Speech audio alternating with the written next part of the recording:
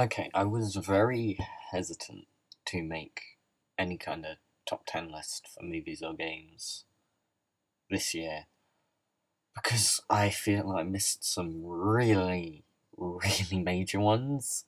Both sides. I haven't played a great number of games, so I'm definitely not doing a list of those because by the time I play the ones I want to, it'd be pointless. No one would care anymore. On movies, I don't know. I'm just gonna order the ones I've seen into 10 and present the rest as honorable mentions for stuff I wanted to see but couldn't have because of release dates. Or I just didn't get to see them because a lot of big movies that probably be in my top 10 aren't actually out yet because the UK has wonderful release schedules for indie films. Um, with games, however, I have you covered on that front. Don't worry. Two videos coming up. The first is a kind of top game of the past 10 years. That's the next episode of Small Talk. I'm recording that with Nick bit by bit at the moment. So look forward to that.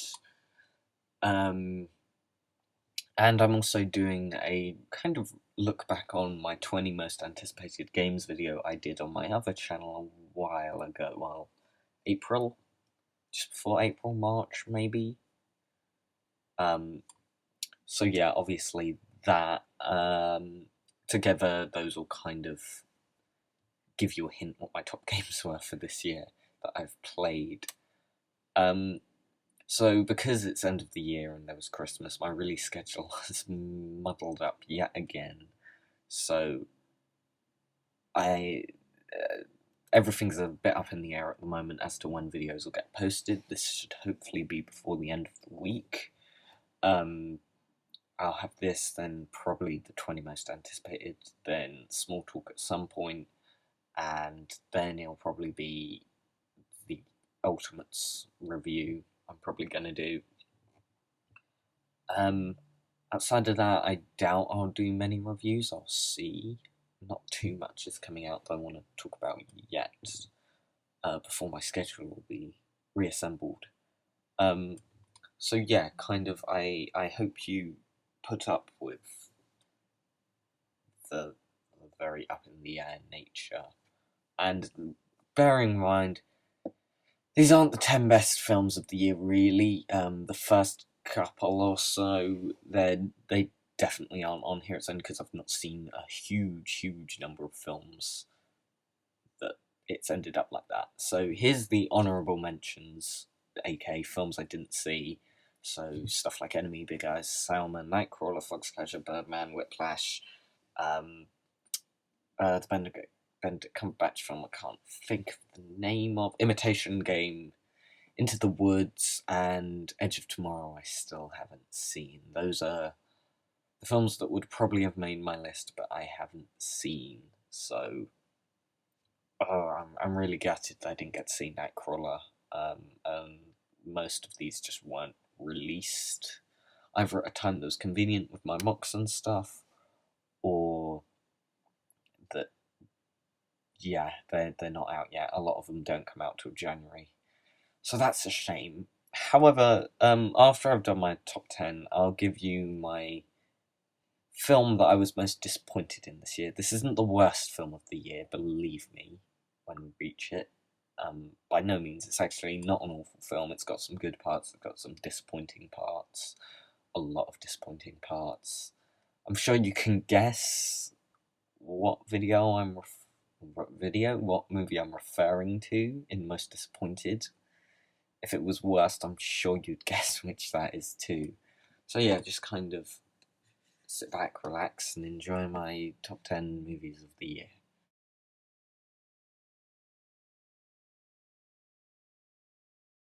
Transformers Age of Extinction. This really. I was seeing if there was another film that could just push this off the list, because this is by no means one of the best films of the year. It's just. Yeah, I was struggling for a number 10 spot, so I threw this in here. I did enjoy it, however, overall, it's easily the best Transformers movie that that's not really saying much. It's an hour too long, however, I'm really. As I said, I didn't want it on here. However, it is genuinely an improvement since the past few, and people were a bit harsh on it, in my opinion. It's by no means one of the worst films of the year. It's very mediocre. Um, it just so happens that that's a step up from crap. I mean, really, the only way is up was up after Revenge of the Fallen, and at least this has made it. Duck and Moon was alright, I suppose. I don't know. Once again, these films are way too long. This film, especially, like you could probably start watching this film about half an hour in, and you wouldn't have missed anything important. So yeah, it's at the number 10 spot.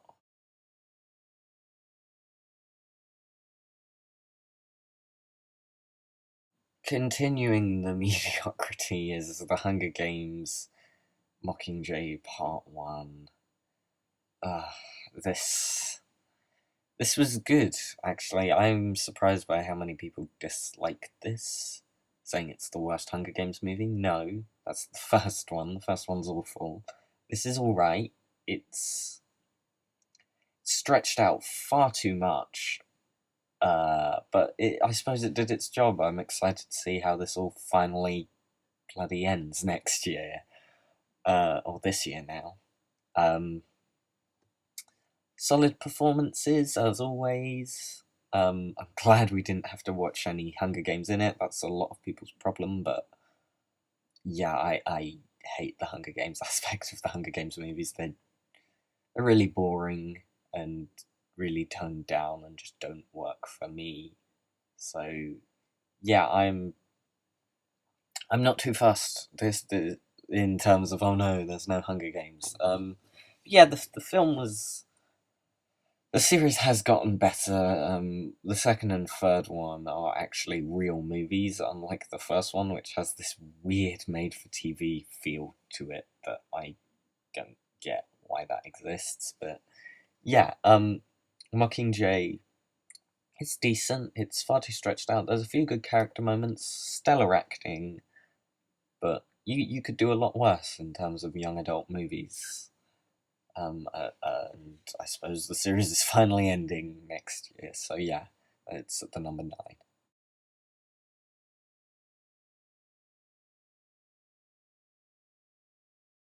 At number 8 is X-Men Days of Future Past, continuing the semi-mediocrity. This is more of a good film, but I don't get this is the best X-Men movie. No, it's not. Please, stop saying that.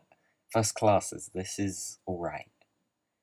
It's kind of a step back for the series, but it's good enough. It serves its purpose of arranging all the pieces so that hopefully X-Men Apocalypse is going to be a very good movie, but we'll see. I'm intrigued for the next film, but that's not a compliment to this film.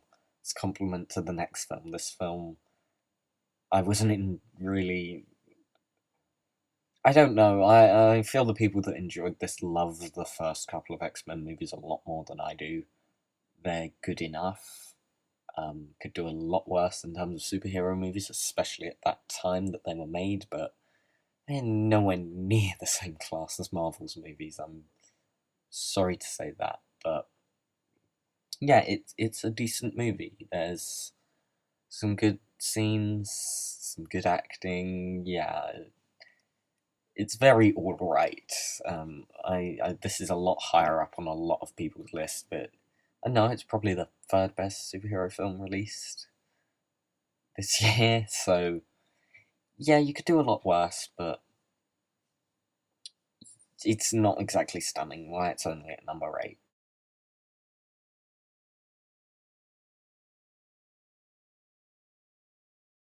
At number 7 is Maleficent, continuing the trend of movies I reviewed, so I'm not saying too much on them. Because, yeah, 3 of these movies I've reviewed, and I don't want to just keep repeating myself. So, yeah, Maleficent, I really struggled whether to put this at 8 or 7, same with Days of Future Past, but when I thought back to it, I don't particularly want to rewatch either of them. but I really like the tone of Maleficent. It's kind of a messy movie. It's by no means perfect in any way, but I like the tone. I don't like the idea of making Maleficent the good guy. I don't know. Can we not just have villains? But yeah, I like the tone, the visuals. It's very well directed. It's very well acted. I'm not too familiar with Sleeping Beauty in the first place, so I'm not that gutted by the changes. No, I just think it was an interesting direction to go with in terms of tone.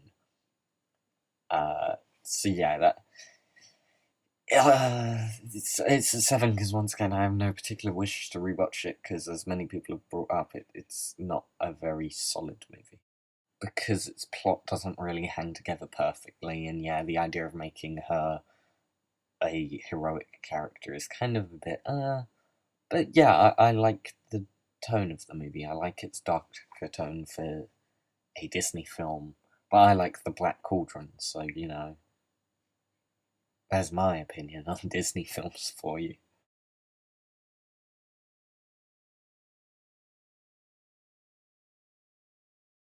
Getting into some much better films now, at number 6 is The Hobbit, The Battle of Five Armies. This. I've been much more on board with the Hobbit trilogy than most people. I've actually thoroughly enjoyed all three of them, and this one's no exception. It's only been forced down the list because the really good movies this year, some have just really topped this, and yeah, it's a very good movie, and normally would be a lot higher. It's just the good this year was great, and nice, and the bad was really bad. But yeah, I mean, it kind of struggles in that this feels like the final act of a film, and dividing it into two made much more sense than three. But the battle is still great because, yes, as many people have brought up, it's just kind of Peter Jackson celebrating himself. But you know what? I don't mind that. That's a lot better than some directors celebrating themselves. I love Peter Jackson's style. I love Middle Earth, and yeah, so I don't particularly mind how these films turned out. Um, Bit too much CGI in the battles. A bit too much gravity defying from Legolas. He gets once again he's too perfect in fights and stuff. Uh, it's all in pretty much in one location, so yeah, it gets a bit repetitive. The battles just don't have the same weight and feel to them as any Lord of the Rings battle does at all. So that's kind of a shame, but you know what? There was that cool scene where Saruman and Elrond fought the Nazgul for no real reason. Sorry, the Ringwraiths for no real reason, but it was cool, so I don't mind. Sorry, but yeah, as I said, I like Peter Jackson's style. So yeah, and really overlooked is Martin Freeman as Bilbo. He's perfect. He is the perfect Bilbo Baggins, and yeah, he's really great in these movies, and I really enjoyed these movies. Not a single one is better than Lord of the Rings at all, but you know what? They're still good movies, and being at number 6 ain't so bad.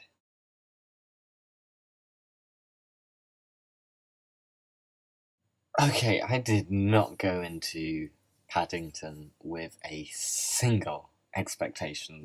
The trailers really turned me off to it. The posters made him look terrifying.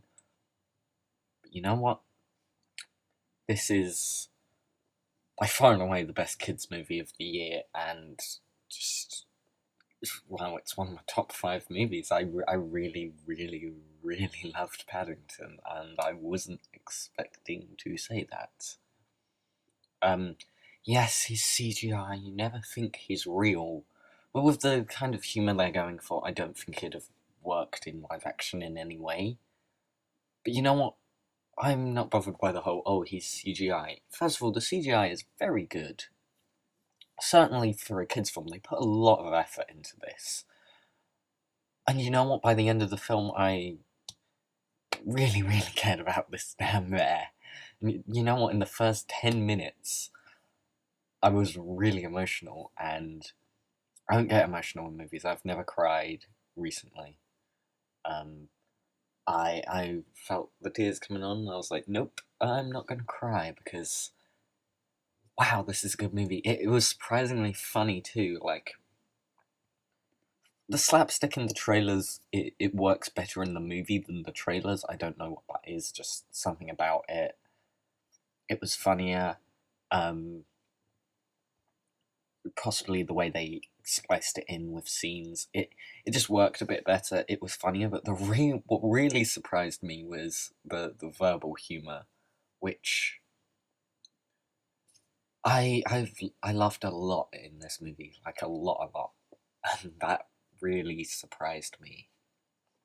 Um, Once again, didn't think the trailers looked funny, but damn, this was a funny movie, and it understands how to make adult jokes in that they're not ooh that's edgy kind of thing. Like no, there's no erection jokes. I'm looking at you, Cat in the Hat. It's it's just stuff kids probably don't know what it is. It's like text stuff and all sorts that made me laugh, and I like that. It's got a good balance of for kids and for adults without ever being inappropriate for kids. And the acting's great. I love everyone in this movie. Um, just the style of this movie too, the way it's shot is amazing. Like I don't know what to say. I was just like, whoa, this is a kids film that's got this amazing style to it, and especially as it's a live action kids film, I don't know, something about them has never been as good as animated ones like Toy Story and so on. But something about this just it's emotional, it's funny, it's got a great style, great cast, um, and it really feels like there's a lot more effort put into it than this movie does. Than it sounded. It sounded like a very studio Paddington Bear. I thought this was going to kind of ruin the character as such, but no, this is a worthy adaptation of Paddington Bear to any degree, and it's just a great movie. And I highly recommend going and see Paddington Bear before it goes out of cinemas. Or I don't even think it's in cinemas in the US yet, but when it does, do yourself a favour and go and watch Paddington Bear, or Paddington, because it's a really, really great kids movie that adults will enjoy too. I think I laughed more than the kids. I don't know what that says about me, but yeah, all the kids there seem to love it. I loved it. Everyone just loved this movie because it's a movie with a cute bear. Just go and see it.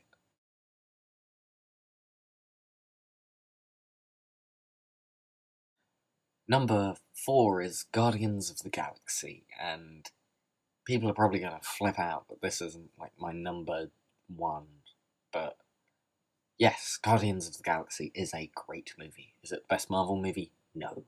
Is it the best Marvel movie this year? No. However, this is a really good movie. It's a really good time.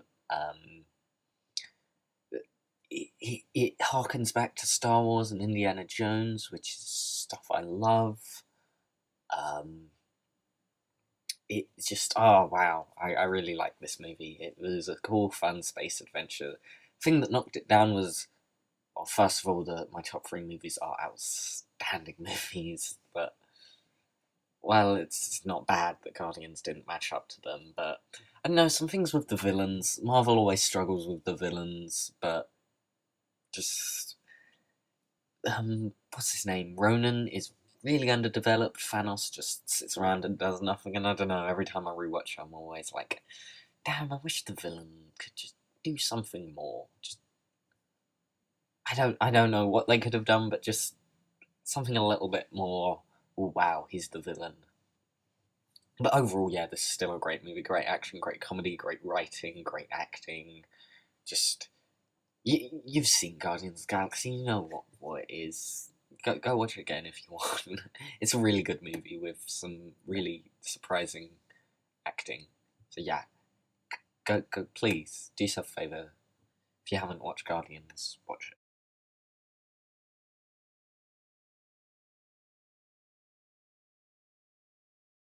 Number 3 is The Babadook.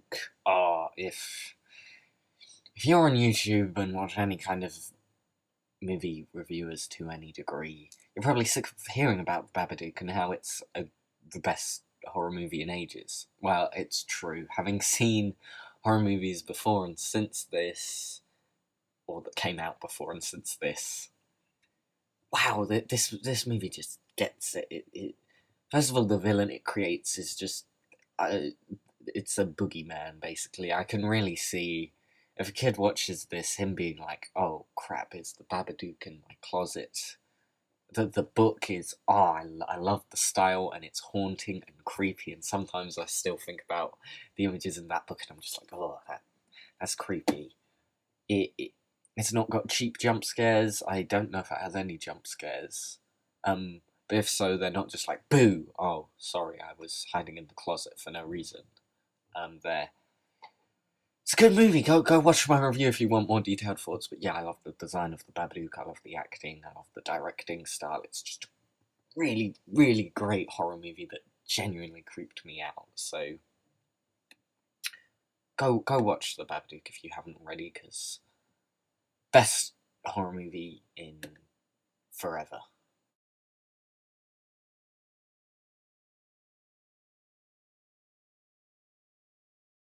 There seems to be a certain level of people turning against this, and my number 2 choice is Dawn of the Planet of the Apes.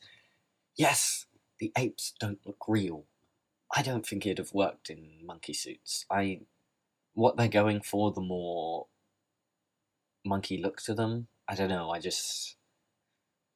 don't know, and I don't care if they look real, because does it allow them to give across their performance? Yes, and is that performance good? Yes, everyone in this film is really good. Like, no, the characters aren't hugely complex, but you know what? They're complex for this kind of movie. They're more complex than a movie with apes riding on horseback, dual wielding machine guns deserves to be. They're just. I love Caesar. I think he is a genuinely more or less. Well, is he a complex? I don't know. I'm just kind of defending this movie, but yes, it's a great movie, great action, great directing, great characters. No, they're not the most complex, but they're still really, really good. And you know what? Kudos to the movie for that, because I love the series. I love the first film. This, I don't know whether it's better than the first of the new ones, than Rise of the Planet of the Apes, but easily on par, if not better. Continues the trend, and I don't know. It makes it's kind of it makes the apocalypse interesting, which is very easy to be like, oh, yay, the apocalypse. I don't know, something about apes dual wielding machine guns on horseback is cool.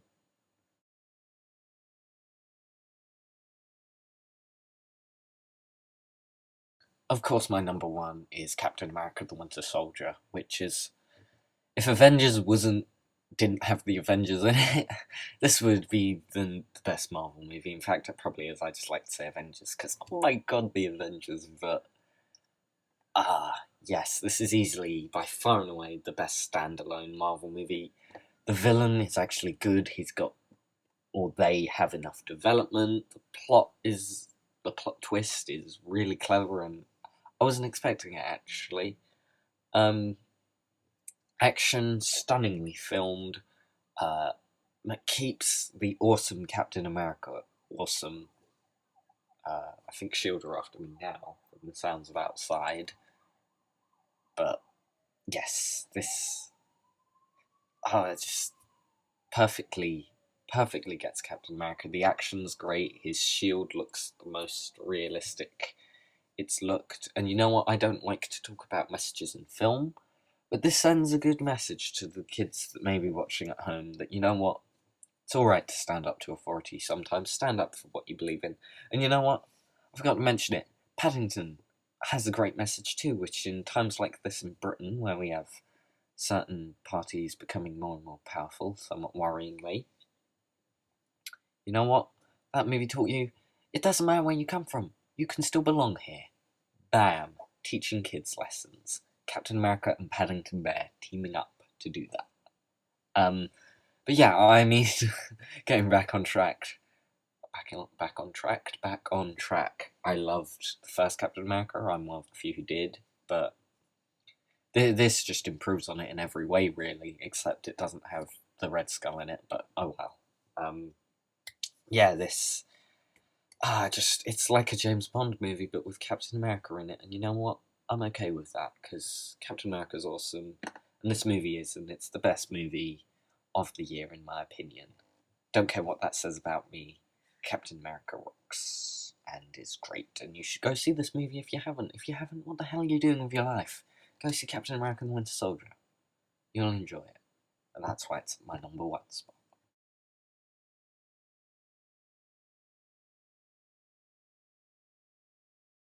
Okay, so yeah, the biggest disappointment for me this year was Godzilla. No, it's not at all the worst movie. I mean, worst movies are The Amazing Spider-Man 2 and um, what's it called? I've tried to blot out of my memory. Teenage Mutant Ninja Turtles.